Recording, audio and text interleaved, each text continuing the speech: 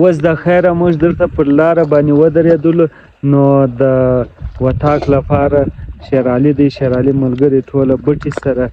ماتوي نو وایي بیا هلته وطاق له وړو انګېټۍ لګوو ولې چې هلته ډېر زیات یخ وي بس داسې مازدیګري وروسته بیا یخ شروع کېږي یخی هم درېږي د سهاره پورې بیا ټیک نه کېږي ډېر زیات یخ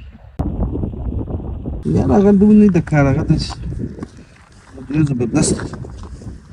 پرون ماښام خو دومره زیات یخ ولو زه ګسه وتی نه شولم دومره یخ هوا وله اوس بیا یخ وار په وار جوړېږي نو د هغه لپاره دا د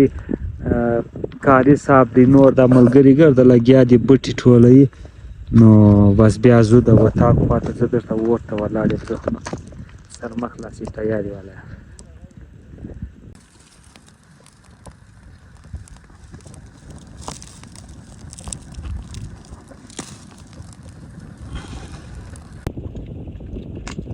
ښه د خیره بټې دوی سره کاټ کړلو موټر کې سره لوډ کړلو نو اوس د خیره ځو د وطاق خواته نور ملګري هلته به راته په انتظار یخ وار په وار زیاتېږي او خوا ګرده وریځ نیولې ده